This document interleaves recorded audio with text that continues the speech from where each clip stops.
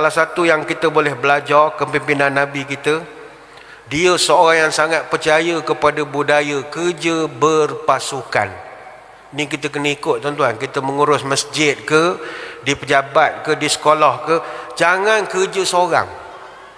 Orang tak buat kerja seorang. Orang yang buat kerja seorang ni Superman je tuan-tuan. Itu pun dah tak waras pakai spender di luar dah lah. Tu Superman dah jadi tak waras, spender pakai di luar. Semua superhero tak waras semua spender pakai di luar. Apa sebab? Buat kerja seorang.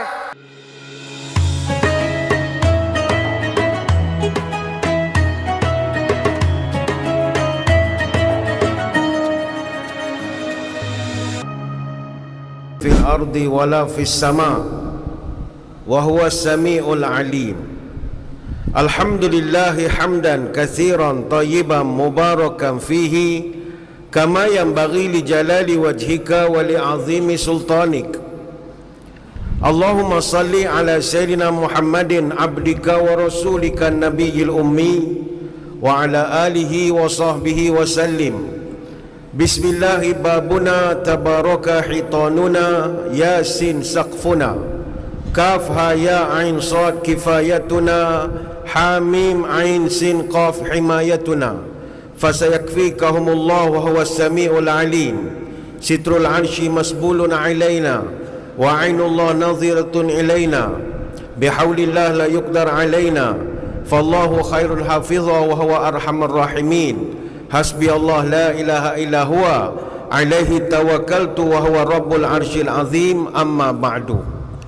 Terima kasih yang berusaha Al-Fadhil, saudara pengacara majlis, yang saya muliakan para pegawai, barisan lembaga pentadbir dan sukarelawan Masjid Raja Bendahara Tengku Badar Shah Denai Alam, tuan-tuan guru, para alim ulama, para habaib, muslimin muslimat hadratul mukarramin. Maaf kalau tak dapat disebut nama kesemuanya.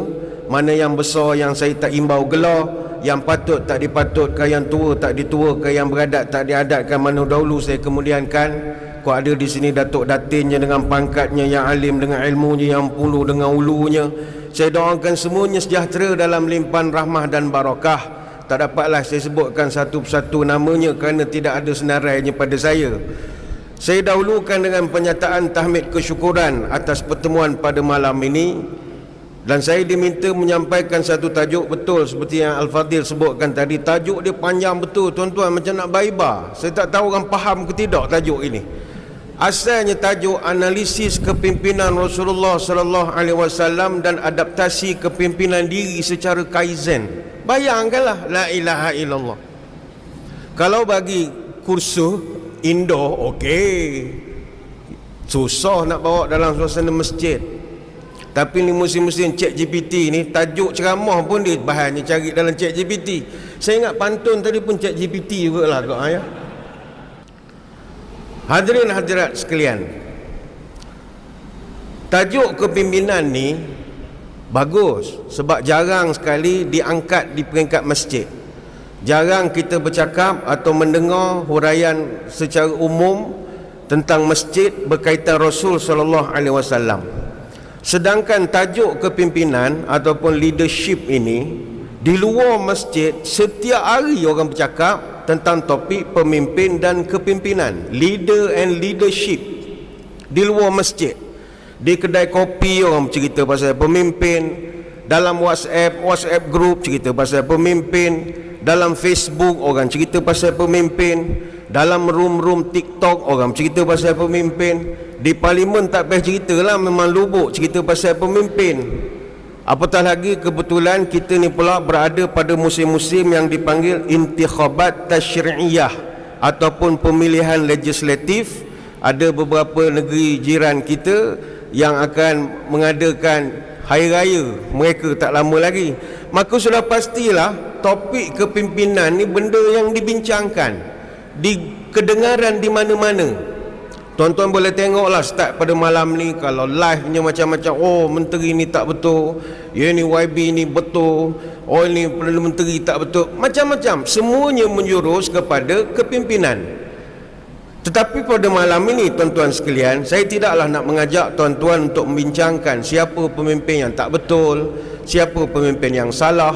kerana pada malam ini saya ingin mengajak hadirin hadirat untuk berbicara bagaimana kita nak jadi pemimpin yang betul. Sebab mengkritik pemimpin itu tak ada masalah, kritiklah, semua orang boleh mengkritik.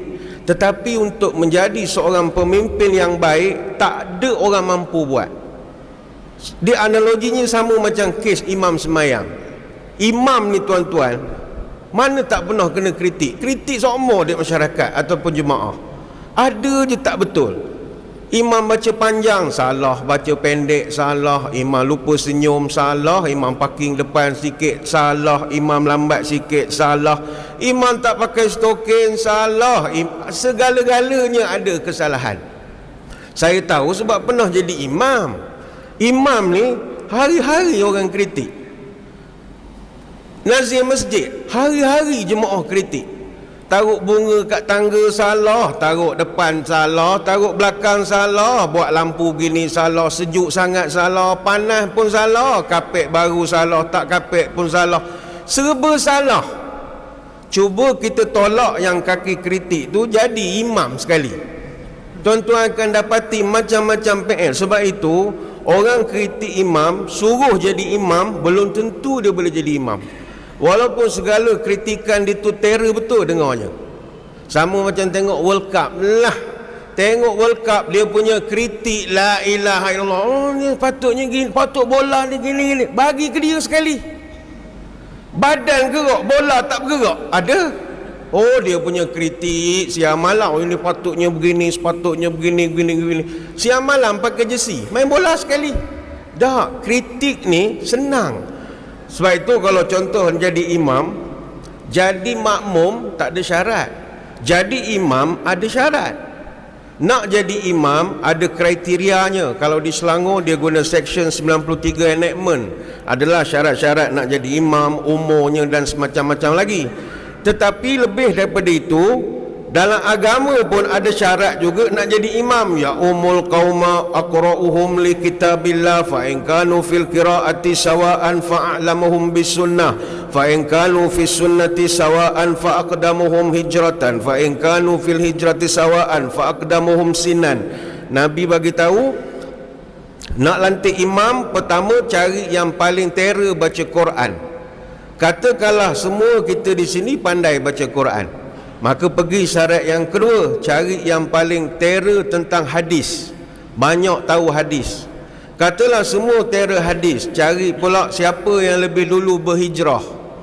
Katalah semuanya sama saja berhijrah ke sini, cari yang paling tua umurnya. Ini hadis riwayat Imam Muslim. Sebab itu jadi imam ada syarat. Jadi pemimpin mesti ada syarat. Bukan senang-senang kita boleh kritik dan juga komen. Nak jadi imam ni tuan-tuan, kalau imam tu semayangnya dia tak disukai oleh makmum, semayangnya boleh rosak. Salah satu la turfa'u lahum salatuhum fawqa ru'usihim shibra. Ada 3 golongan yang semayang tidak diangkat sejengkal pun daripada kepala mereka. Mana semayang tak diterima. Pertama yang Nabi sebut, rajulun amma qauman wa hum lahu karihun. Nombor 1, seorang imam yang jadi imam dalam keadaan makmum tak suka pada dia. Don't play. Imam kalau makmum sampai menyampah, semayang imam boleh memberi kesan. Makmum sah semayangnya, imam itu. Yang kedua, wa imra'atun batat wa zawjuha 'alaiha sakhitun. Orang yang tak diterima semayangnya walau sejengkal adalah isteri yang tidur dalam keadaan suaminya sedang marah kepada dia. Marah banyak sebab lah. Mungkin kerana dia sokong England, dia sokong Sepanyol, dia sokong ni macam-macam lah. Saya pun tak faham juga suami isteri ni bergaduh benda kecil-kecil. Kadang masalah Colgate, seorang picit atas, seorang picit bawah, bergaduh. Kenapa tak picit pada bawah? Kenapa? Alah, benda-benda begitu sajalah. Marah. Yang ketiga, wa akhawani mutasarimani. Golongan yang tak diterima semayang adalah orang bersaudara yang memutuskan hubungan. Ini hadis dalam Sunan Ibnu Majah. Maka salah satunya adalah imam. Sebab itu imam, kalau orang makmum tak suka pada dia, dia kena berhenti. kena berhenti seorang imam yang tak digemari lagi. Tapi bukanlah kita makmum boleh suka-suka hati, pakat ramai-ramai tak suka kepada imam, tak boleh begitu. Dia tak suka atas sebab syarak. Pertama, bacaannya dah tak betul. Mungkin imam tu kena minor stroke ke apa ke, sengit sikit lah, sebutannya tak berapa betul. Walau bawa jadi walau bowling lah, jadi main bowling pula dah. Itu boleh lah letak jawatan. Orang tegur, tapi imam susah letak jawatan tuan-tuan. Sebab tauliah tuanku, dia kata tak boleh, tak ada orang boleh pecah ana ni. Jabat agama tak ada kuasa. Tuanku, dia jual nama tuanku tak selalu. Payah. Ataupun bacaan bagus tapi akhlak kurang. Itu bolehlah kita pakat tak suka pada dia. Mungkin dia bacaan bagus, imam muda, hafiz Quran, tetapi naik juara snooker peringkat daerah. Payahlah tuan-tuan. Macam mana waktu imam jadi naik johan snooker pula? Yang johan snooker tu toke snooker tu, tournament peringkat daerah. Naik johan imam masjid, bayangkanlah. Makmum hantar gambar, pergi ke pejabat agama hantar gambar, ni tuan kali nak tunjuk bukti imam kita orang kaki main snooker. Gambar dia tengah melerak atas meja snooker, batang Q tak ada, melerak tuan-tuan, tok imam. Ataupun imam kaki karaoke, la ilaha illallah, dia pergi rumah orang kahwin, kalau orang lain menyanyi 10 lagu dia seorang.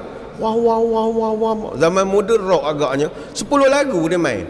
Tak sesuai lah. Sebab orang zaman sekarang ni, imam ni dia kena nampak baik begitu kan. Sebab itu sekarang ni banyak surau masjid dah tak ada imam. Tuan-tuan, kami di Jabatan Agama, imam masjid ni kami gelarkan makhluk hampir pupus, spesies terancam. Payah nak cari imam. Payah. Kalau imam masjid letak jawatan, nak dapatkan ganti berbulan-bulan baru dapat. Mana pergi yang pengkritik tegar kadang-kadang? Tak ada. Susah jadi imam, takut. Tuan-tuan try lah insya-Allah, cuba jadi imam sekali. Dia semayang 5 waktu tahan, dia paling tak daya semayang Jumaat. Semayang Jumaat lagi panik tuan-tuan, la ilaha illallah. Orang belakang kita ni beribu, takut. Itu rakaat pertama adalah sikit baca panjang, baca panjang. Masuk rakaat kedua tak berani dah, izajah ialah tak berani tuan-tuan, takut lupa. Fatihah pun kadang kena kita ni pelupa, Fatihah pun boleh jadi terlupa. Itu sebab kadang ada setengah masjid atau surau nak dapatkan imam bukan main susah. Ada satu surau ni, surau kuartus kerajaan. Surau kuartus kerajaan dia tak ada imam tetap. Imam dia main tolak-tolak.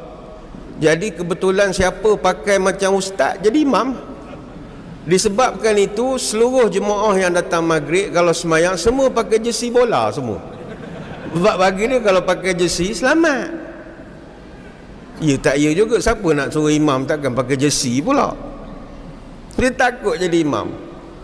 Ada seorang tu, satu surau tu dia tunggu imam lama sangat, tunggu kat tangga. Kita siapa sampai ni kan, kita suruh jadi imam. Okey, tunggulah.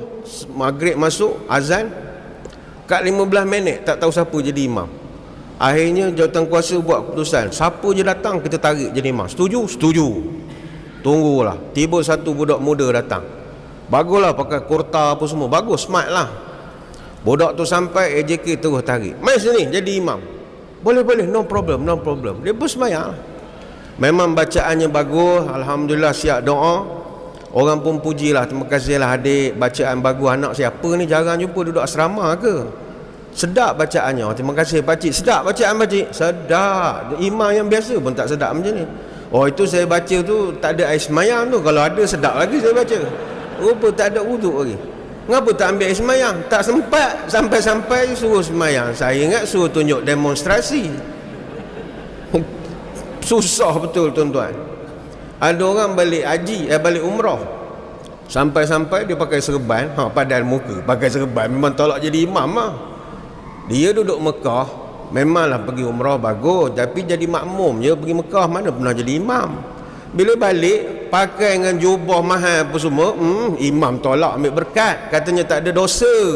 Mainlah semayang jadi imam. Dia panik, macam mana aku nak semayang jadi imam? Imam Zuhur je pun. Semayanglah, Allahu Akbar, Bismillahirrahmanirrahim. Semayang Zuhur. Makmum semua heran, ni sembahyang Jumaat ke sembahyang Zuhur kita ni? Habis sembahyang tegur Tok Imam, "Mam, tadi kita ni sembahyang Zuhur, kenapa baca kuat-kuat?" Dia tak perasan Zuhur ni baca slow. "Oh iya ke? Saya ingatkan sembahyang Asar tu saya baca kuat-kuat." Dia lupa Asar pun slow juga. Maknanya bukan senang lah tuan-tuan. Kuatlah komplain la ilaha illallah. Ada satu cerita kerak dah tuan-tuan dengar cerita ni. Ada satu imam baca Sabbihis sampai wayatajan pun dia tak ingat. Dia ni dulu kaki komplain. Dia komplain Tok Imam itu, komplain Tok Imam ini. Akhirnya imam semua fed up dengan Pak Haji. Dia ni orang pencen. Kan orang pencen, bukan sini. Orang pencen kan bila dia tak ada kerja, dia kacau kerja orang. Jadinya dia komplain itu, komplain ni. Imam semua tak tahan dengan dia. Lalas Nazir beritahu, "Pakcik kaki komplain jadi imam." "Boleh, saya tak ada masalah. Saya belajar 4 senawi," dia kata. Dia pun jadi imam. Baca Sabbihis, Sabbihis marabbikal a'la. Sampai ayat wayatajan, dia lupa. Wayatajan, wayatajan, tak ingat. Dia pun batuk 2-3 kali, suruh jemaah sambung. Jemaah ni semua alumni Pok Ye belaka ni, mana hafal pun. Wayatajan apa, buat bodoh je lah. Biasa dia kritik orang, hari tu dia kena sergah dengan makmum. Sampai wayatajan, wayatajan, makmum belakang sergah dia, rukuk je lah imam, rukuk dia, padan ke muka. Sebab itu tuan-tuan, jadi pemimpin, jadi imam bukan senang. Yang bercakap dalam TikTok live hentam siang malam tu, kritik tak ada masalah, awak pegang sekali. Sebagaimana kita kritik masjid ni, awak jaga masjid sekali. Bukan senang jadi pemimpin. Sebab kalau dalam konteks kepimpinan, pemimpin ni fungsi dia bukan setakat menyempurnakan tugas-tugas seremonial acara kerajaan. Pemimpin bukan kerjanya potong riben, melepaskan belon, pukul gong, tarik tirai. Itu bukan kerja pemimpin. Pemimpin ni lebih besar lagi daripada itu kerjanya. Sebab itu kata orang tua-tua, kalau nak mencari tempat mandi, pertama teluk, kedua pantai. Kalau nak cari tempat menjadi, yang pertama elok, yang kedua pandai. Apa tanda burung perempat memakan gambir sarang berangin? Apa tanda kiamat dekat? Ramai orang pandai jadi pemimpin. Orang pandai kalau jadi pemimpin, huru-hara. Sebab itu orang tua-tua pesan, apa tanda pemimpin bebal? Sampai tua tak menyorong akal. Apa tanda pemimpin bebal? Tak tahu beza nangka dengan temabal. Dia nangka dengan temabal ni putih buah nangka. Ada orang tak kenal, saya ingat ramai pun tak kenal.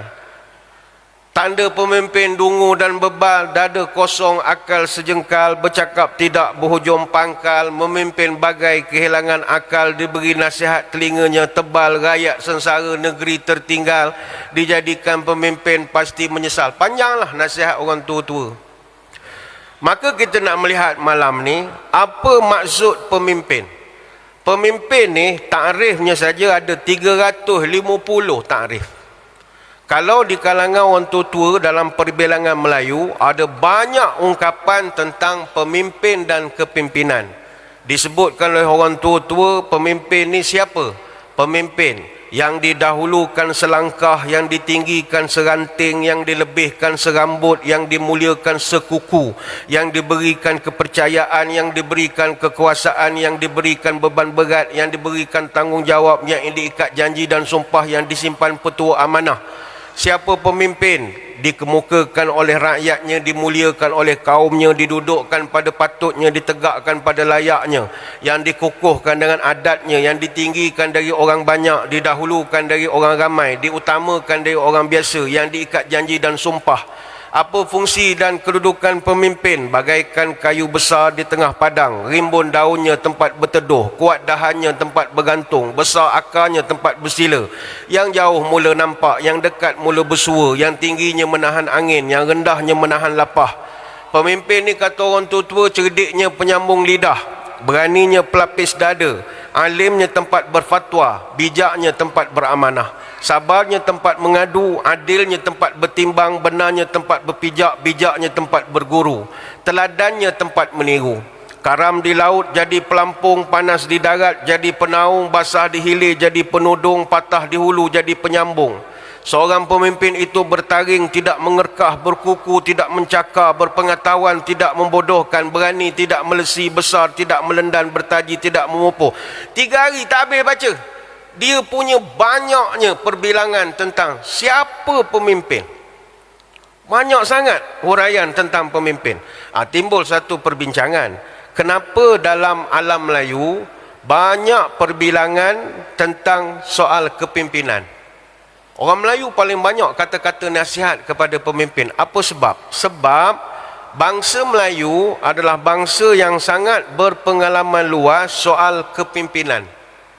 Untuk pengetahuan bersama, kepiawaian orang Melayu dalam mencari dan memilih pemimpin, no doubt about it. Orang Melayu terror pilih pemimpin. Masalah sekarang cerita lain, cerita dululah. Orang tua-tua kita terror pasal kepimpinan. Sebab orang Melayu dia memiliki kerajaan-kerajaan tua. Kita biasa dengar bila kerajaan Melayu, kerajaan Kesultanan Melayu Melaka. Tidak. Orang Melayu dia punya kerajaan tua begitu banyak. Semenanjung pun ada, Sumatera pun ada, tak campur di Borneo lah. Santubong, Semarahan Sadong, Kalakas, Saribas, Malanau. Tu semua ada raja-raja dia. Dulu Muzium Negara pernah buat pameran 12 kota yang hilang. Sedap dia punya pameran tu, bagus.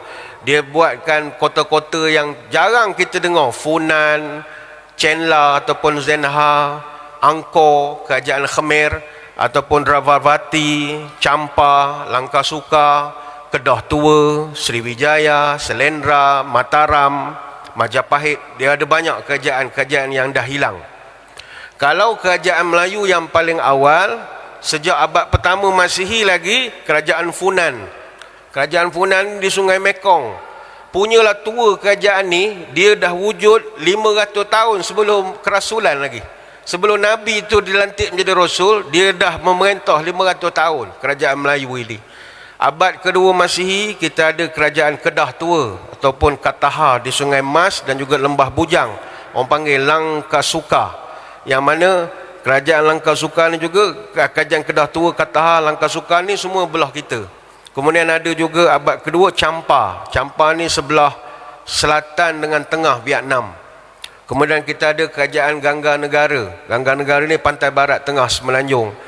Jadi bila sebut abad kedua Masihi, maknanya ketika Nabi SAW menyampaikan dakwah di Mekah Madinah tahun 610 sampai 632, di alam Melayu dah pun wujud kerajaan. Dah ada Kedah Tua, dah ada Langkasuka, dah ada Champa. Kemudian abad ke-7 Masihi terkenallah Sriwijaya. Sriwijaya Melayu, dia punya pangkalan di Sungai Musi di Sumatera.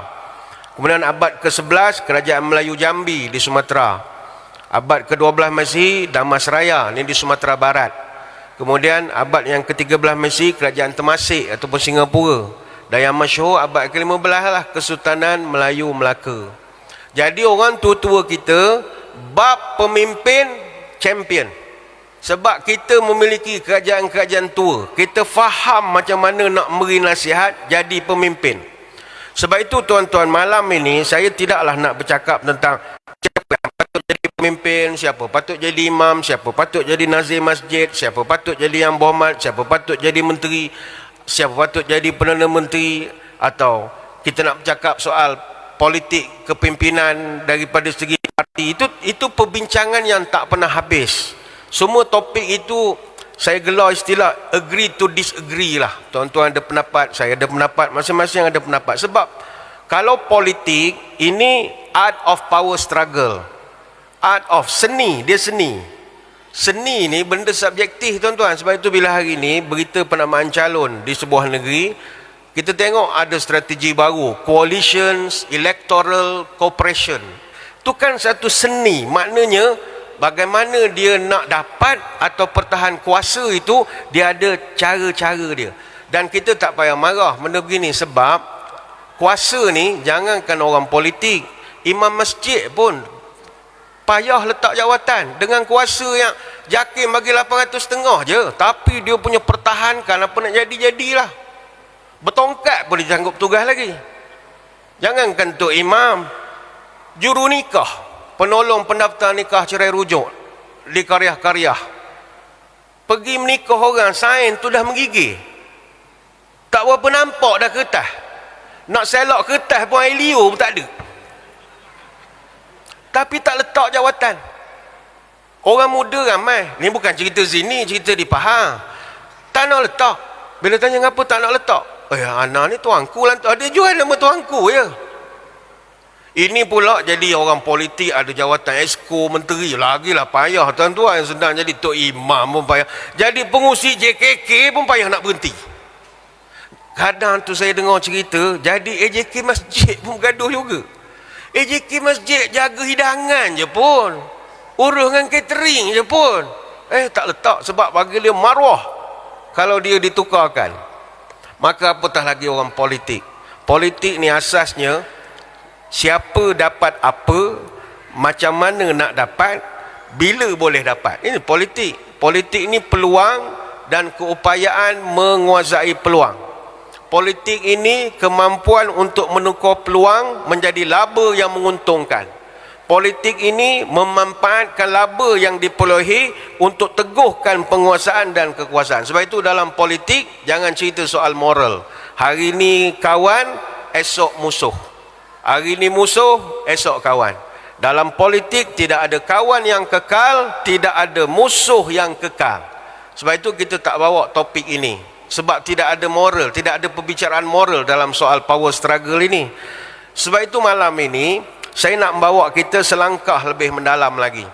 Pada malam ni kita nak sama-sama melihat dan menengok bagaimanakah Rasulullah sallallahu alaihi wasallam dia sebenarnya sebagai seorang pemimpin memiliki skills kepimpinan yang sangat luar biasa. Tuan-tuan kena ingat ya, leader is not a manager. Itu kena bezakan. Ramai orang kita nampak dia macam a good leader, tapi sebenarnya dia hanyalah a good manager. Leader dengan manager berbeza. Ada 5 major differences between leaders and managers. Leaders create a vision, managers execute the vision. Leaders create change, managers react to change. Leaders seek feedback, managers structure focus. Leaders lead people, managers manage work. Sebab itu pemimpin dia bukannya pengurus. Pemimpin ni someone who have the ability to influence and motivate others. Ini baru pemimpin. Sebab itu pemimpin yang hebat dalam mana-mana organisasi, apa ukurannya? Gini, pemimpin yang hebat kalau dia tinggalkan organisasi itu terus hebat walaupun bukan dia pemimpin. Ini pemimpin yang hebat. Contoh, katakanlah kita nazir masjid. Cukup tempoh, kita pun dah sibuk benda lain, kita letak jawatan. Ganti dengan nazir yang baru. Kalau kita nak tahu masjid tu kita pimpin dengan hebat, tandanya adalah selepas orang baru ambil pun, masjid tetap kekal hebat. Sebab sepanjang kita menjadi pemimpin di masjid, kita dah groom bakat-bakat baru. Kita ada buat succession plan. Kita dah tentukan pemimpin-pemimpin pelapis, imam baru, bilal baru, pengurusan baru, apa perancangan baru. Maka bila dia landing, dia tinggalkan yang terbaik. Maka tak sewajarnya seorang bekas pemimpin, bila dia tinggalkan organisasi, dia terus mencemuh kepimpinan yang baru. Dia kata tengok masjid. Ni contoh, tengok masjid. Lepas aku letak jawatan, apa ada? Tak ada apa. Program tak jalan, imam pun tak senonoh, stokin tak pakai, jubah tak pakai, apa semua tak ada. Maknanya bukan kesalahan kepimpinan baru. Kesalahan kita tidak meninggalkan legacy yang hebat. Sebab itu dalam konteks Nabi SAW, malam ni tuan-tuan, kita bukan nak bercakap tentang sebarang kepimpinan. Malam ni kita nak bercakap tentang prophetic leadership, kepimpinan Nabi-Nabi. Yang mana Nabi-Nabi ni, dia berhenti jadi Nabi ataupun dia meninggal, dia wafat, dia masih meninggalkan legacy yang baik. Termasuklah Nabi SAW. Tuan-tuan, Nabi seumur hidup tak pernah keluar daripada semenanjung tanah Arab. tetapi dakwahnya boleh berkembang sampai ke Selangor ini. Nabi tak pernah jejak Shah Alam ni tuan-tuan, tapi dia azan 5 kali sehari di sini. Siapa yang buat kerja? Ini dia panggil work smart. Nabi punya kepimpinan tak ada orang boleh pertikaikan. Mungkin setengah orang terdetik dalam hati, alah, ajak geng-geng ustaz ni ceramah, semua benda nak kait dengan Nabi. Sikit-sikit Nabi, sikit Nabi. Cerita topik rumah tangga, kait dengan Nabi. Kait topik ilmu pun kait dengan Nabi. Topik World Cup pun kait dengan Nabi juga. Perang Rom Parsi dan macam-macam. Ini nak mandai-mandai pula cerita leadership dengan Nabi. Apa benda lah. Kalau dalam ustaz tu ustaz jugalah, tak boleh nak buat apa lagi. Kita tak dapat nak menafikan pandangan yang sebegini, dan kita tak salahkan begitu. Cuma tahukah tuan-tuan, bicara soal leadership sekarang tidak lagi hanya dimonopoli oleh teori-teori daripada leadership gurus sahaja. Sekarang ni trend sekarang, orang dah tak cerita kepimpinan ni macam kalau kita kursus di Intan atau kita kursus di Razak Business School, akan didedahkan dengan teori the father of modern management, Peter Drucker misalnya. Peter Drucker dengan MBO dia, management by objective dia, ataupun knowledge worker, ataupun effectiveness misalnya. Ataupun kita cerita tentang leadership guru yang paling terkenal di dunia, John Maxwell misalnya, yang terkenal dengan the 21 irrefutable law of leadership, the 5 levels of leadership. Itu bagus teori-teorinya. Ataupun biasa kita dipahamkan dengan Stephen Covey yang paling masyhur lah, The 7 Habits of Highly Effective People, yang fokus kepada character based leadership, principle centered leadership. Ataupun kita mendengar tentang Jim Collins yang menerangkan tentang from good to great. Ataupun apa lagi, Warren Bennis yang digelarkan sebagai the father of leadership studies, banyak membuat perbezaan siapa leader, siapa manager. Ken Blanchard, dan ramai lagi lah guru-guru dalam bidang manajemen dan pengurusan ini. Cuma pada masa sekarang, kita satu yang agak mengejutkan, sudah banyak buku-buku manajemen, leadership, kepimpinan moden dah mula mengkaji style kepimpinan Nabi-Nabi. Ini trend yang terbaru. Sebahagian penulis di barat sendiri, dia dah tak ada dah nak setakat tokoh-tokoh manajemen guru sini, Peter Drucker apa semua, tidak setakat itu. Mereka dah mula menilai macam mana Nabi Musa AS, mereka melihat Nabi Isa, Nabi Sulaiman. Mereka jadikan ni sebagai model kepimpinan. Dan gelombang pertama penulisan sebegitu dah bermula tahun 95 lagi. Tahun 95 sampai 2005, begitu banyak buku-buku pengurusan kepimpinan yang dikaitkan dengan pemimpin agama. Saya ambil contoh tahun 1995, ada sebuah buku ditulis oleh Laurie Beth Jones. Dia buat buku agak mengejutkan, Jesus CEO, Using Ancient Wisdom for Visionary Leadership. Dia melihat nilai-nilai yang ada pada Nabi Isa AS. Adalah dia punya kriteria sifat-sifat dia. Kemudian tahun 2000 ada satu buku ditulis oleh Rabbi David Barron. Dia buat buku Moses on Management, 50 Leadership Lesson from the Greatest Manager of All Time. Nabi Musa, kita tak ada masalah dengan Nabi Musa. Tanpa Nabi Musa, kita semayang 50 sehari sekali 50 kali semayang tuan-tuan. Kerana Nabi Musa kita semayang 5 kali. Dia yang suruh minta diskaun. Terima kasihlah kepada Nabi Musa. Tahun 2001, dua orang penulis, Frank Metcalf dengan B.J. Gallagher Hatley, dia buat buku What Would Buddha Do at Work?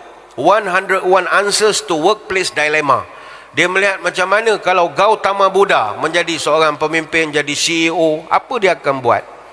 Tahun yang sama, 6 orang penulis daripada Amerika, dia buat buku The Wisdom of Solomon at Work, Ancient Virtues for Living and Leading Today. Buku ni baguslah. Saya ingat tuan-tuan yang bekerja di pejabat di mana-mana, buatlah program bedah buku. Sebab masyarakat kita malas membaca tuan-tuan. Masyarakat kita ni baca, tapi bukan baca buku, baca WhatsApp. Nak cerdik tak baca buku, tak cerdik baca WhatsApp tu. Baca buku, buku kena baca. Tapi sebab kita malas, kita upah orang yang rajin, tolong baca, syarahkan pada kita. Dia panggil bedah buku. Antara buku yang bagus kalau kita dapat bedah, The Wisdom of Solomon at Work. Ini khusus untuk orang yang pegang jawatan besar, yang dia rasa dia besar sampai dia besar kepala. Engkau bandingkan kau dengan Nabi Sulaiman, lu siapa? Nabi Sulaiman ni tuan-tuan, ni kita cerita sebelum kan tak jadi cerita Nabi kita, jadi cerita Nabi Sulaiman. Malam-malam ni untuk nak menginsafkan. Sebab Nabi kita ni orang susah. Orang kaya-kaya T20 ni tak respect sangat. Nabi Sulaiman itu lebih pada T20 lagi.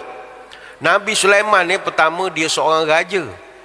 Raja, bukan anak raja, dia raja. Dan dalam dunia ni, raja ni tak ramai. Raja mana boleh ramai tuan-tuan. Walaupun orang tu nama raja, belum tentu dia jadi raja. Raja ni tak ramai. Dan semua orang nak jadi raja. Tuan-tuan tak nak jadi raja?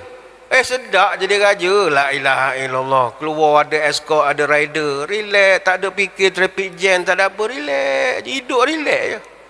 Jadi raja sedap. Nabi Sulaiman tu raja. Raja di dunia pada awal abad ke-20, dulu ada 900 takhta. Sekarang dah turun kepada 240 takhta. Dan pada dekad ke-8 abad ke-20, kurang lagi tinggal 44. Daripada 44 negara beraja, 16 daripadanya mengiktiraf Raja England sebagai raja pemerintah di bawah sistem raja berperlembagaan negara masing-masing. Jadi raja ni rare. Nabi Sulaiman dia raja. Yang kedua, Nabi Sulaiman dia ada kuasa mutlak tanpa limit, unlimited data. Nabi Sulaiman ni terror tuan-tuan. Quran mencatatkan dalam surah An-Naml ayat 15 sampai 16, dia boleh bercakap dengan burung hud-hud. Boleh bercakap dengan burung.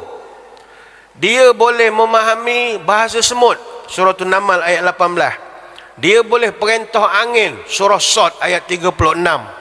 Dia boleh melelehkan tembaga, surah Sabah ayat 12. Dia boleh pindahkan istana Queen of Sheba. Tuan-tuan sekalian, isteri Nabi Sulaiman ni Queen of Sheba ataupun Ratu Balqis. Dia pindah istana tu bukannya dekat daripada Kelang ke Shah Alam tu dekat. Dia pindahkan beribu-ribu kilometer. Beribu-ribu. Pindah pakai apa kita pun tak tahu. Pakai JNT ke, pakai apa kita tak tahu. Tapi dia boleh pindah. Cuma dalam Quran tidak dinyatakan siapa yang memindahkan. Allah Ta'ala hanya sebut seorang yang mempunyai ilmu di kalangan ahli kitab. Surah An-Naml ayat 40. Pendapat yang paling masyhur dalam kitab-kitab tafsir, yang memindahkan tu namanya Asif bin Barkhiyah, seorang pembesar Nabi Sulaiman AS. Ada yang kata jin ifrit dan macam-macam lagi. Yang penting Nabi Sulaiman punya terror boleh pindah istana. Pindah istana. Pakai dia punya rakyat saja. Ada satu teori tuan-tuan, istana Balqis ni bukannya terletak di Yaman. Istana Balqis ni dikatakan terletak di tanah Jawa. Oh, don't play. Istana Balqis ada di tanah Jawa. Tanah Jawa ke Jerusalem 12,335 km. Jauh, tapi Nabi Sulaiman boleh pindah aja. Macam mana boleh muncul teori istana Balqis duduk di tanah Jawa? Itu kajian daripada Kiai Haji Fahmi Bashar. Dia dekan di Universitas Islam Syarif Hidayatullah di Jakarta. Dia buat kajian lama, 35 tahun. Kita hormatlah kajian orang kan. Dia bukan kajian tepi jalan tuan-tuan, kajian universiti ni. Dia buat kajian 35 tahun. Kata dia, istana Balqis terletak di kawasan Keraton Ratu Boko di Kabupaten Sleman di Yogyakarta. Sebab itu namanya Keraton Ratu Boko. Ratu Boko tu Ratu Balqis lah. Kabupaten Sleman. Sleman tu Nabi Sulaiman. Di Jogja, terletak sekitar 3 km ke arah selatan daripada Candi Prambanan, 36 km daripada Candi Borobudur. Dia candi kan ada 3. Borobudur di Magelang, lepas tu Prambanan, lepas tu Ratu Boko. Nak lantaklah kat mana duduknya. Yang penting Nabi Sulaiman dia boleh pindahkan. Terror Nabi Sulaiman. Nabi Sulaiman juga dalam satu hadis disebutkan Nabi Sulaiman ni ada kuda boleh terbang. Oh, terror Nabi Sulaiman. Dalam Quran disebutkan surah Sad ayat 33, iz urida alaihi bil asyis safinatul jiyad. Ingatlah ketika pada satu petang ditunjukkan kepadanya kuda-kuda yang jinak dan sangat cepat larinya. Dikatakan Nabi Sulaiman ada 20,000 ekor kuda. Dan dalam satu hadis kata Aisyah radhiyallahu anha, Nabi pernah balik dari perang Tabuk. Ada setengah riwayat kata perang Khaybar. Dan Aisyah dia ikut, tapi dia duduk di kemah. Jadi bila dah selesai perang, Nabi pun pergi ke kemah tempat dia rehat. Masa angin bertiup, tersingkaplah sedikit kemah itu, ternampaklah boneka mainan Aisyah. Jadi Nabi tanya, mahaza ya Aisyah, benda apa tu yang macam tersorok tu? Aisyah jawab, banati, ini adalah mainan boneka saya ya Rasul. Wa ra'a bainahunna farasan lahu janahani min riqaq, qala farasun lahu janahani.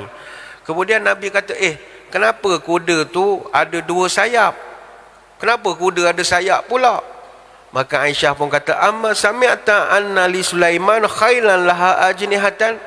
Dulu kan tuan pernah cerita kepada kami, Nabi Sulaiman kudanya tu kan ada sayap. Fadhahika hatta raaitu nawajizahu. Nabi pun ketawa. Nabi kata, ya tak ya, saya pernah cakap benda ini dulu. Nabi ketawa sampai nampak giginya. Hadis riwayat Abu Daud. Terror tak terror Nabi Sulaiman, kuda dia boleh terbang. Terror tuan-tuan. Tetapi apa pelajaran yang kita boleh ambil daripada Nabi Sulaiman? Dia tidak sombong. Walaupun dia memiliki segala-galanya, dia tidak pernah sombong. Masalah kita sekarang, baru naik jusasi memangku, kursus intan pun tak pergi, sombong, belagak, ya Allah. Kerani bagi salam tak jawab. Tak jawab, naik lift kebetulan naik sekali dengan budak pa. Budak tu pun bagi salam, Assalamualaikum Datuk. Bunyi lembu je. Baru jusasi memangku, belum pergi kursus lagi, tak sah lagi pun. Atau baru dapat datuk, alah belagak la ilaha illallah, selempang berkilat lagi. Belagak orang 10 tahun dah, 15 tahun dapat datuk, tak ada nak belagak macam tu. Belagak. Nabi Sulaiman tak pernah belagak walau sekali, walaupun dia memiliki kemuncak kuasa. Tuan-tuan sekalian, ada satu ayat dalam Quran, Allah Ta'ala merakamkan Nabi Sulaiman ni punyalah tak sombong. Dia masa itu tengah konvoi. Fatabassama dhahikan min qawliha wa qala rabbi auzi'ni an ashkura ni'mataka allati an'amta alayya wa ala walidayya wa an a'mala salihan tardah wa adkhilni bi rahmatika fi ibadika salihin. Nabi Sulaiman tengah berjalan, hatta iza atau ala wadin namlin, dia lalu di kawasan lembah semut. Dia terdengar semut tu bagi arahan kepada anggotanya, wahai semut-semut sekalian, Nabi Sulaiman nak lalu, kita berhenti dulu. Udkhulu masakinakum, masuk sarang masing-masing. La yahtamannakum Sulaiman wa junuduhu, sebab kita ni kecil, siapalah kita, Nabi Sulaiman mesti langgar kita. Kan kita jadi semut penyet pula. Orang biasa ayam penyet, ni semut penyet. Jadi kita relax dululah, kita ni orang kecil, B40, tak ada orang pandang. Jadi Nabi Sulaiman ketika mendengar perkataan semut itu, fatabassama dhahikon, ketawa Nabi Sulaiman. Driver pun heran, kenapa tuanku ni ketawa? Dia boleh dengar semut bercakap. Apa tindakan Nabi Sulaiman selepas itu? Ya, ini saya ingat kita beri laluan dulu kepada azan isyak yang akan masuk sebentar lagi. Jadi tuan-tuan semua jangan ke mana-mana, kita akan kembali lagi selepas ini. Muslimat yang dirahmati Allah sekalian, kembali kita menyambung syarahan kita pada malam ini, membincangkan tajuk analisis kepimpinan Rasulullah sallallahu alaihi wasallam dan adaptasi kepimpinan diri secara kaizen. Sebelum saya meneruskan huraian, mohon izin pada jemaah untuk kita anjakkan sedikit pelaksanaan sembahyang isyak berjemaah bagi memberi peluang saya menghabiskan huraian pada malam ini. InsyaAllah tidaklah lama. Tadi pun imam beritahu tidak lebih pada 9 suku. Kalau masa kejeraan pun 9.30. Tapi saya ingat 9 suku kita cuba berhentilah. Sebab malam ni kita pun kena tidur awal juga. Sebab esok pukul 5 ada kerja ke tuan-tuan.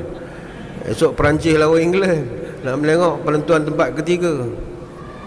Dan sudah pasti Perancis menang lah, seperti yang dijangka sebab Perancis ada Mbappe tuan-tuan, England tak ada. Dia walaupun tempat ketiga, dia main sungguh-sungguh juga. Janganlah kita ingat tak payah tengok lah dia dah tempat ketiga. Tak, dia tempat ketiga pun kalau dia menang dapat 29 juta US dollar. Hadiah dia besar. Tempat keempat pun 27 juta US dollar.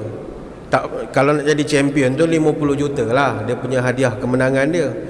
Masuk suku akhir pun dah dapat 19 juta. World Cup ni jangankan peringkat-peringkat dia, layak main pun dah dapat 1.5 juta. Dia bagi preparation fees. Jadi main sungguh-sungguh lah hari esok. Jadi insyaAllah tidak lama lah ya, kita pun nak tidur awal malam ni. Hadirin hadirat sekalian, tadi kita bercerita tentang kepimpinan para Nabi, prophetic leadership. Bagaimana Nabi-Nabi dulu. Contoh tadi kita cerita Nabi Sulaiman, seorang Nabi yang memiliki segala-galanya. Dia ada pangkat, kuasa, dan kuasanya tanpa batas. Kuasa biasanya terbatas. Macam kita kan manusia, kuasa kita terbatas. Kita di Malaysia, kita contoh kita polis. Di Malaysia kita polis, tapi pergi ke Singapura kita tak boleh bawa polis kita. Pistol pun kena tinggal, tak boleh bawa. Erti kuasa terbatas. Jabatan Agama faham, penguatkuasa Jabatan Agama, kuasa dia daripada Cerating, daripada Sepadan Kemaman sampai Terowong Karak saja. Lepas pada Terowong masuk Selangor, kuasa dah tak laku lagi. Kuasa terbatas. Nabi Sulaiman tidak terbatas, tetapi Nabi Sulaiman dia seorang pemimpin yang tak pernah sombong sekalipun. Semut dia boleh berhenti. Tuan-tuan, kalau kita konvoi ni dia ada SOP dia. Kalau di negara kita entourage. Kalau VVIP dia ada STGO 2003, dia panggil Special Type General Order. Dia ada susunan dia lah. Ada kereta lead, ada rider, ada prestige, ada backup, ada sweep. Bukan saja-saja tu polis yang rider ada peranan dia belakang. Tapi antara SOP utama mana-mana entourage tak boleh berhenti. Tak boleh berhenti. Kecuali Sultan Pahang tu lain lah tuan-tuan. Kadang orang melambai dia berhenti, nampak cendol dia berhenti tu. Tapi menggagau jugalah rider tu nak break mengejutnya, menggagau. Macam Kuala Lumpur, rider benda tu IPK kat Kuala Lumpur memang terror lah. Dia tepuk je kereta ke tepi. Dia pandai buat. Tapi rider biasanya entourage dia tak boleh berhenti. Keselamatan. Nabi Sulaiman dia tengah rombongan dia ni, dia boleh titahkan berhenti sekarang. Ingatkan apa hal berhentinya? Rider tu jadi kenapa berhenti ni? Tuanku titah berhenti. Tanya, ngapa tuanku? Semut nak melintah. Terkejut semua orang. Allah, semut. Tuan-tuan, daripada pagi sampai malam ni berapa ekor semut lah tuan-tuan pijak? Tak, kita tak ada kecaknaan. Kita tidak ada kesalingan. Bagi kita semut makhluk bawahan, peduli apa? Kucing kita sayang, semut dah. Tapi Nabi Sulaiman dia punya tahap sayang kepada rakyat, semut pun dia boleh berhenti. Begitu rendahnya jiwa dia, walaupun dia berada pada kedudukan yang sangat tinggi. Panjanglah cerita Nabi Sulaiman. Sebab itu buku tentang Nabi Sulaiman ni sesuai dibawa di kalangan bos-bos yang berasa belagak sangat. Dia ingat pangkat dia besar, dia ingat dia punya jusa turuh dia tinggi, dia ingat dia punya selempang Datuk Tan Sri besar sangat. Bawakan cerita Nabi Sulaiman biar dia down to earth sikit, biar dia kurang sikit. Akan jadi maulid Nabi Sulaiman pula kita malam ni. Balik kepada cerita Nabi kita. Banyak buku-buku dah mula cerita pasal Nabi dan Tuhan agama masing-masing. Misalnya kalau orang putih tu ada pernah dia buat God is my CEO. Ada God is my CEO, following God's principle in bottom line world, yang ditulis oleh Larry S. Julian. Ataupun yang baru-baru pun ada, tahun 2025, tahun lepas ada satu buku, Think Like Jesus, Lead Like Moses. Bagus juga. Berfikir cara Nabi Isa, bertindak cara Nabi Musa. Juga menarik untuk kita baca macam mana pemikiran prophetic leadership ini, ataupun biblical succession planning, lesson from scripture for contemporary organization leadership. Springer ada dalam internet pun boleh buka PDF dia. Persoalannya malam ni, kalau orang-orang barat dia mengkaji Nabi Musa, dia mengkaji Nabi Isa, dia mengkaji Nabi Sulaiman, Mengapakah kita malu-malu untuk mengkaji metodologi kepimpinan Rasulullah sallallahu alaihi wasallam? Sedangkan Nabi punya skills kepimpinan mengatasi semua nabi yang ada. Nabi kita hebat tuan-tuan. Nabi Sulaiman, yes, dia raja sebab dia minta jadi raja. Nabi kita di offer jadi raja, tolak. Lagi maco, dia tak nak. Dia nak jadi orang biasa saja. Itu sebab malam ini kita nak melihat dan seterusnya nak mencontohi Nabi SAW sebagai seorang manusia yang begitu hebat dari sudut kepimpinan organisasi dia. Sebab Nabi ni kan dia contoh teladan. Jaring-jaring puput merata-rata campak bilis ke dalam pukat. Kering laut menjadi tinta, takkan terikut dan tertulis semua akhlak Nabi Muhammad. Salah satu yang Nabi sangat terror adalah sebagai pemimpin. Ada satu buku tahun 2005. Buku ni bagus. Speeches That Changed the World. Simon Sebag Montefiore, dia buat satu buku, ucapan-ucapan pemimpin dunia yang mengubah dunia. Pemimpin-pemimpin ni satu kemahiran mereka pidato lah. Lepas tu pemimpin kalau tak pandai pidato, susah ada pengikut. Dia mesti pandai bercakap. Bekerja rajin tu satu bagus, tapi pemimpin skill oratornya perlu tinggi. Jadi Simon Sebag dia kumpulkan lebih 50 ucapan-ucapan daripada pemimpin-pemimpin ternama revolusioner yang memberi impak kepada peristiwa agung dunia, mencorakkan sejarah baru. Menduduki 3 ucapan terbaik yang dia susun adalah Moses, Jesus of Nazareth, dan yang ketiga Muhammad. Dia letakkan 3 yang pertama sebab ketiga-tiga ni kata dia perjuangan mereka hampir sama, asasnya sama, iaitu menentang pembesar-pembesar Quraisy yang sombong. Semua 3 nabi ni memang mereka berhadapan dengan orang-orang sombong. Nabi Musa berhadapan dengan raja zaman dia. Nabi Isa juga berhadapan dengan kerajaan-kerajaan zaman itu. Nabi kita dia berjaya bina satu gerakan menentang pembesar-pembesar Quraisy yang sombong, yang menindas fakir miskin, yang mengumpulkan kekayaan berlipat kali ganda, yang mana kekayaan hasil bumi Mekah tu hanya berlega sekitar mereka saja. Kaila yakuna dulatan bainal aghniya'i minkum. Allah Ta'ala perintahkan kepada Nabi, pastikan harta kekayaan ini tidak beredar di kalangan mereka-mereka saja. Surah Al-Hasyr ayat yang ke-7. Sebab itu pemimpin, salah satu peranan mereka adalah memastikan kekayaan negara tersebar kepada semua. Dia tak boleh hanya dimiliki oleh orang-orang tertentu saja. Lepas dia, lepas dia, mula dia, lepas tu anak dia, cucu dia, lepas tu ipar dia, melantar. Tak boleh begitu. Dia kena tersebar. Selain daripada 3 nabi ini, ada lagi ucapan-ucapan pemimpin lain yang dikumpulkan. Misalnya ucapan Queen Elizabeth, ucapan tahun 1588, Queen Elizabeth the First. Begitu juga ucapan King Charles the First, ucapan pada 30 Januari tahun 1649. Begitu juga ucapan George Washington, ucapan perpisahan dia 17 September tahun 1796. Begitu juga ucapan Thomas Jefferson, ucapan Napoleon Bonaparte, ucapan Abraham Lincoln, itu yang paling terkenal lah, ucapan di Gettysburg tahun 1863. Jadi Nabi ini dia diiktiraf. Orang barat letak dia antara pemimpin terbaik dalam dunia. Ada satu buku Profesor Jules Messerman, bukan buku, seorang ahli akademik nama Profesor Jules Messerman, dalam majalah Time Magazine. Masa tu Time Magazine dia buat satu perbincangan, topiknya What's a Great Leader? Throughout history, who qualifies? Apakah ciri pemimpin-pemimpin hebat di dunia? Dan sepanjang sejarah, siapakah pemimpin yang boleh kita kategorikan great leader? Apa kriterianya? Jadi Dr. Messerman ni dia seorang profesor di University Chicago. Kata dia seorang pemimpin, leaders must fulfill 3 functions. Pemimpin mesti ada 3 fungsi. Must provide for the well-being of followers. Dia mesti memelihara kesejahteraan pengikutnya.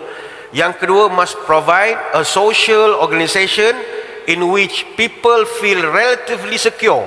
Dia mesti mewujudkan satu nilai kepercayaan untuk dipegang oleh follower dia.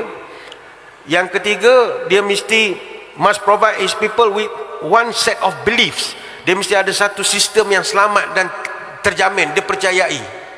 Selepas dia mengutarakan kriteria-kriteria ini, kata Dr. Messerman, aku lihat tokoh-tokoh seperti Pastor ni Louis Pasteur, dia yang dia perkenalkan pasteurized punya susu tak masam tu, Louis Pasteur dia yang perkenalkan. Ataupun orang seperti Salk ni Jonas Salk, tokoh yang cipta vaksin polio. Mereka ni aku kategorikan sebagai pemimpin memiliki kriteria pertama sahaja. Adapun pemimpin seperti Gandhi, Confucius, Alexander the Great, Caesar, Hitler, aku masukkan dia sebagai pemimpin yang hanya boleh buat fungsi yang kedua saja. Mungkin sekali-sekala dapat fungsi yang ketiga. Pemimpin terunggul dalam sejarah bagi aku yang boleh buat ketiga-tiga fungsi ini adalah Muhammad. Dan yang kedua, Moses. Dia respect Nabi kita apa sebab? Sebab yang kita sebut di awal tadi. Nabi tak pernah keluar pun daripada Mekah, Madinah, tapi dakwah dia boleh tersebar di seluruh dunia. Ini work smart betul. Ini memang terror betul. Tuan-tuan pernah jumpa Nabi? Tak pernah. Tapi bila cerita sirah, cerita menangis-nangis, pergi makam Nabi menangis, jumpa pun tak pernah. Dia kata ini pemimpin legend, tak dapat macam ni, pemimpin macam ni. Begitu juga tahun 78, Michael Hart, dia buat satu buku The 100, A Ranking of Most Influential Person in History. 100 tokoh yang paling berpengaruh dalam sejarah dunia. Dia orang Kristian dan dia kekal Kristian. Dia letakkan Nabi kita nombor 1. Nombor 2 dia letakkan Sir Isaac Newton yang temui ahli fizik yang jumpa graviti tu. Yang ketiga dia letakkan Nabi Isa. Dia Kristian. Nabi Isa letak nombor 3. Nabi kita taruh nombor 1. Saya malam ni tak bawa lah kitab-kitab yang ditulis oleh sarjana Islam tentang hebatnya Nabi jadi pemimpin. Kalau yang tulis tu ulama Islam, dia punya puji-pujian berkilo-kilo, dia punya pujian dia. Mukadimahnya pun 10 muka. Oh, inilah Rasul terhebat sebab yang tulis tu ulama. Tapi kalau yang tulis tu orang bukan Islam, memang dia pemimpin hebat. Dipuji lawan dan kawan. Kenapa Nabi pemimpin hebat? Kerana dalam tempoh yang relatifnya sangat singkat, iaitu 23 tahun saja, mission accomplished. 23 ni pendek tuan-tuan, bandingkan dengan Nabi-Nabi lain. Nabi Nuh AS beratus tahun dakwah. Beratus tahun. Tapi Nabi Nuh berdakwah ratusan tahun, berapa hasil dia, downline dia? Yang ikut ajaran dia berapa orang? Tak sampai 40 orang yang naik kapal tu. Dan yang naik kapal tu pun bukan semuanya orang. Rimau, gajah, zirapah, beruk. Dia lebih baik bawa beruk, dia kata bawa orang. Pening kepala mengurus manusia. Nabi Nuh lama dah tunjuk, salah kawan dengan manusia, pening baik berkawan dengan kucing. Nabi Nuh ambil masa ratusan tahun untuk nak bawa 40 orang naik kapal. Nabi kita 23 tahun dia boleh ubah bangsa Arab yang dulunya bodoh. Ni kasar ayatnya. Jahiliah tu bahasa belapik, bahasa kasarnya bodoh. Nabi boleh ubah bangsa yang bodoh menjadi bangsa yang disegani oleh Rom dan Parsi. Bukan senang. Itu sebab tuan-tuan, orang Rom dengan Parsi ni dua kerajaan yang kuat, yang bergaduh. Mereka ni orang Arab duduk di tengah, Parsi sebelah kanan, Rom sebelah atas. Walaupun Rom dan Parsi sepadan dengan bangsa Arab, bangsa Rom dengan Parsi tak pernah jajah negara Arab. Bukan sebab Arab kuat, sebab orang Arab masa tu bodoh. Kalau dijajah, buang karen, habis ke duit, habis ke beras. Bangsa kuat bergaduh, berperang, habis modal kita. Habis modal. Kalau buka cawangan kerajaan situ rugi. Bangsa yang tak sudi dijajah. Sedangkan bangsa Rom ni bukan bangsa kecil. Zaman Nabi masa tu Rom Byzantine. Rom yang sebelah Rom dah tak ada dah, masa tu dah runtuh. Rom Timur, Empire Rom Byzantine, Eastern Roman Empire. Ini kuasa besar pada masa zaman Nabi. Pada zaman kemuncaknya semasa Maharaja Justinian abad yang ke-6, keluasan Byzantine sekitar 3.5 sampai 3.8 juta kilometer persegi. Dia punya wilayah kekuasaan, empire terbesar zaman purba klasik. Empire Byzantine ni dia bermula daripada Greece, Turki, iaitu di Anatolia, di Balkan, terutamanya Bulgaria dan bekas-bekas negara Yugoslavia, sampailah ke Syria, Palestin, Afrika Utara termasuk Libya, Mesir, Tunisia dan sebahagian Algeria. Kerajaan Rom besar, mereka memerintah selama 11 abad, berpusat di Byzantium ataupun Konstantinopel. Byzantium ni nama asal bandar tu, sebelum Maharaja Konstantin tukarkan Konstantinopel, sebelum ditukar pula kepada Istanbul oleh Muhammad Al-Fatih. Istanbul mana daripada Byzantium jadi jadi Konstantinopel, jadi Istanbul, ataupun asalnya Islambul kemudian jadi Istanbul, dapat ke Piramli Iskandar dia jadi ubahkan lagi. Bangsa Rom bangsa kuat. Bangsa Parsi, Parsi ni kerajaan Sasanid. Dia Rom, Byzantine, Parsi, Sasanid. Dia orang tak jajah orang Arab, tak laku. Tapi Nabi boleh ubah bangsa tak laku ni jadi bangsa yang begitu dihormati sekali. Sebab itu kalau dari segi sumbangan ketamadunan, orang-orang Arab ni yang memulakan tradisi ilmu. Nama-nama Al-Biruni, Al-Khawarizmi, Al semua asal daripada mereka, daripada keluasan agama Islam. Sebelum tu tak ada harga pun. Bukan senang. Dan ini yang dipuji oleh pengkaji-pengkaji barat. Sebab seorang pemimpin ni tuan-tuan, dia tidak diukur daripada kemampuan dia buat monumen. Sebab kalau nak kira monumen, pemimpin terhebat Firaun lah. Firaun hebat tuan-tuan, kubur dia sampai sekarang kekal. Macam mana engineering dia pakai, kontraktor mana dia pakai, tak bocor tak apa. La ilaha illallah, hebat betul. Punyalah ikhlas dia buat, dan sampai sekarang Abu simbolnya apa sampai sekarang ada. Tapi Firaun tak masuk dalam senarai pemimpin hebat. Sebab seorang pemimpin hebat, dia mesti berjaya mengubah bangsa dia ataupun mengubah orang. Dan itu yang berjaya Nabi buat.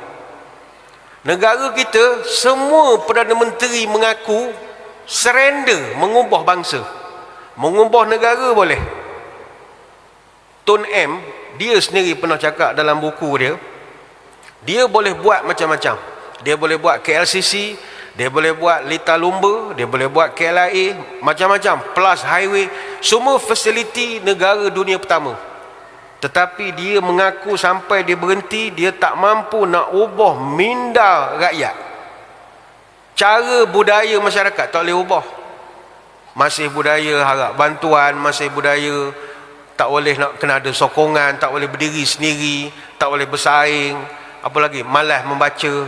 Dia mengaku benda tu dia masih payah lagi nak ubah. Bayangkan ada rakyat kita naik highway dah 6 lane, facility first class, tapi mentality third country. Boleh di atas highway tu dibuang kulit pisang. La ilaha illallah, kulit pisang. Kalau kulit kuaci tahan lagi, kulit pisang. Ini kan zaman dashcam. Osahlah buat perangai tak senonoh, semua orang rakam. Sekarang ni pula orang Malaysia baguslah, kalau ada orang buang sampah, campak balik sampah dalam kereta. Ada, baguslah, ada yang berani-berani begitu kan. Termasuklah negara jiran kita. Negara jiran kita tak sebutlah negara mana, rakyat dia memang disiplin tuan-tuan.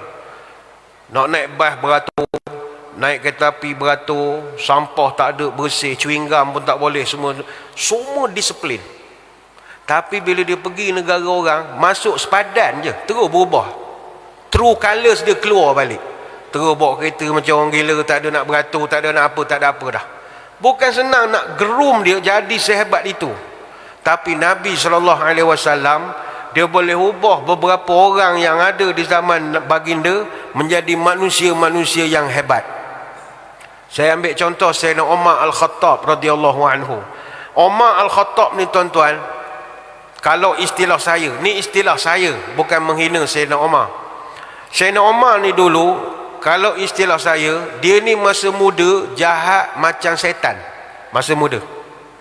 Tapi Nabi groom dia menjadi satu orang yang sampai satu peringkat Nabi sebut, "Hei Umar, kalau kau lalu di sebatang jalan, kalau jalan tu ada setan, setan lari lintang pukang nampak kamu." Macam mana Nabi ubah. Umar ni dulu tuan-tuan punyalah garang, sehingga kan zaman itu kalau ada orang nak tidurkan anak, sebut nama Umar, tidur anak dia. Katalah anak tak tidur, pukul 12 tak tidur lagi kan, tidur Umar datang, tidur budak. Nama Umar ni macam hantu kat limah begitulah, orang takut, garang betul.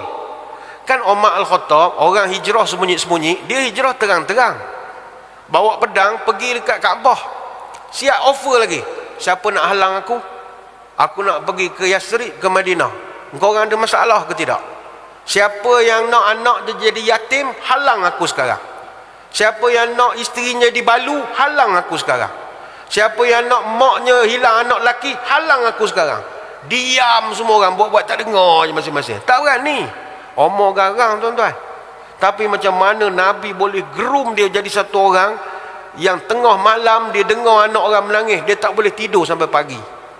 Menitik air mata dia tengok kesusahan rakyat. Oh, ini hebat Nabi kita. Contoh orang-orang yang dia boleh ubah.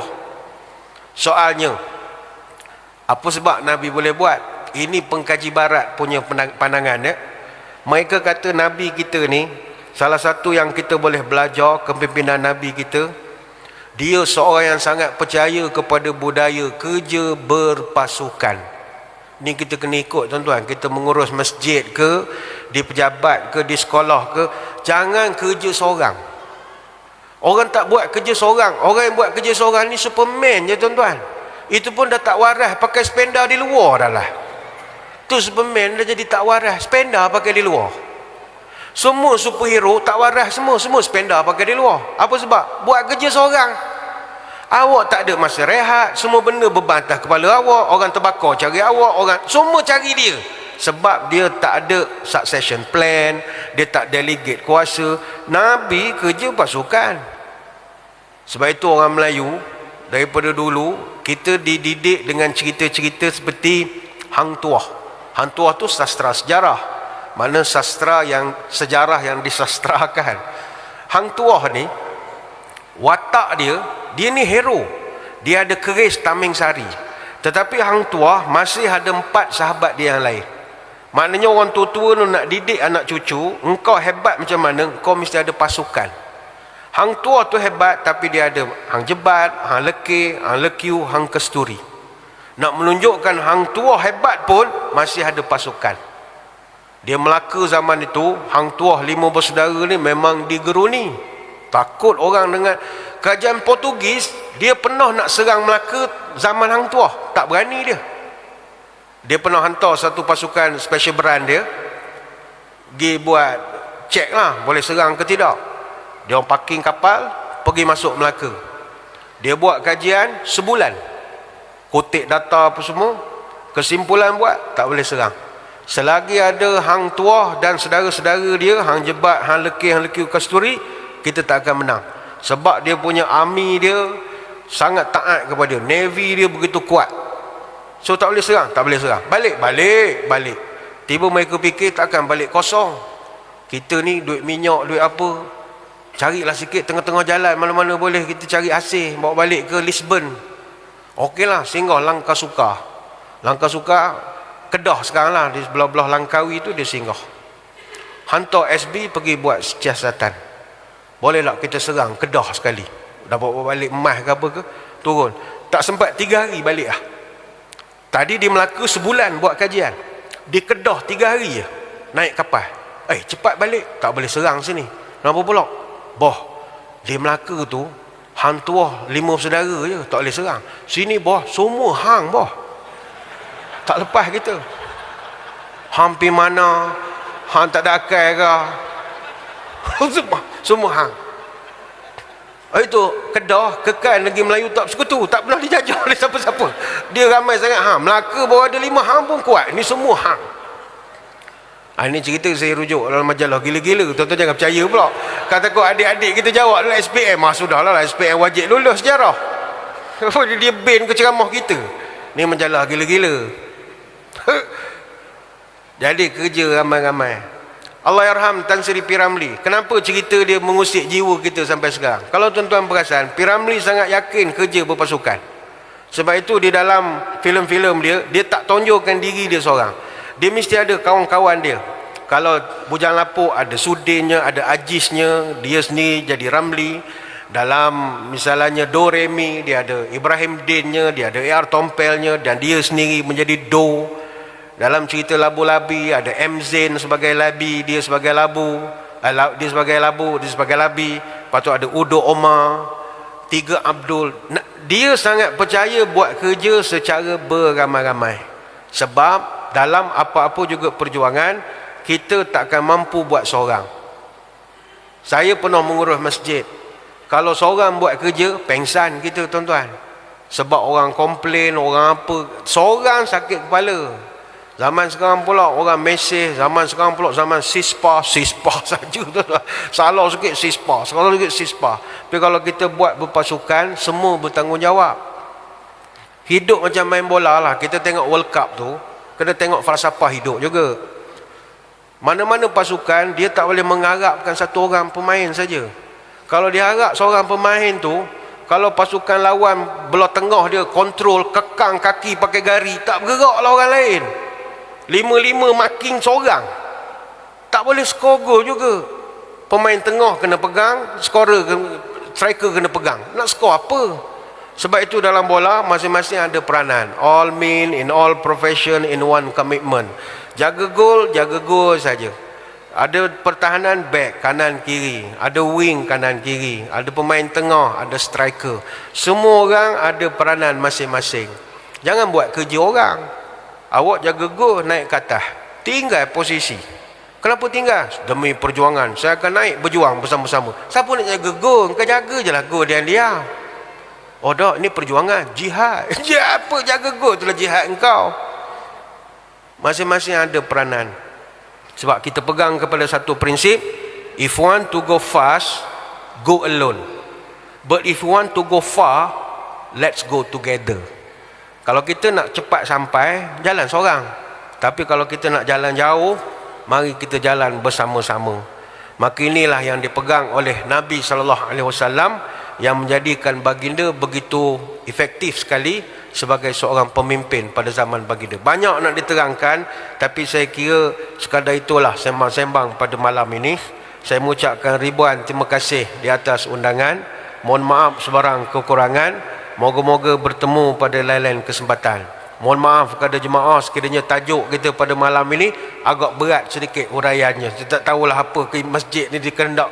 Sebab kalau nak cerita hal maulid, kita istilahnya apa? Dia panggil Christmas in July.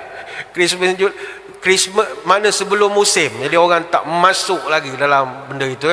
Mungkin patutnya malam ni tajuk kita Piala Dunia versus Piala Akhirat ke. Ramailah sikit dia ada teli dengan suasana, tapi tak apalah, dia imam, dia minat tajuk kepimpinan. Sekadar itu saya ucapkan ribuan terima kasih. Sebelum berpisah, marilah kita menadah tangan berdoa, moga majlis diberkati ilahi. A'udzubillahi minasyaitonirrajim. Bismillahirrahmanirrahim.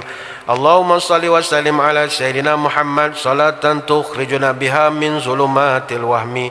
Allahumma tawil umurana wa sahih ajsadana wa nawir qulubana wa thabit imanana wa ahsin a'malana wa wasi' arzaqana wa ilal khairi qaribna wa 'anil syarri ab'idna wa qdi hawaijana fid dini wad dunya wal akhirah innaka ala kulli syai'in qadir. Ya Allah, panjangkan umur kami dalam keberkatan, sihatkanlah tubuh badan kami, sembuhkanlah penyakit-penyakit kami, terangkan hati kami, tetapkan iman kami, elokkan amalan kami, luaskan rezeki kami, dekatkanlah kami dengan kebaikan, jauhkanlah dari kejahatan. kabulkanlah segala doa kami sama ada dalam urusan agama, dunia atau akhirat. Subhanakallahumma wa bihamdika nashhadu an la ilaha illa anta nastaghfiruka wa natubu ilaik. Wa sallallahu ala sayyidina Muhammadin wa ala alihi wa sahbihi wa baraka wa sallam. Walhamdulillahi rabbil alamin. Sekadar itu, wabillahi taufiq wa hidayah. Wassalamualaikum warahmatullahi wabarakatuh. Wallahu a'lam.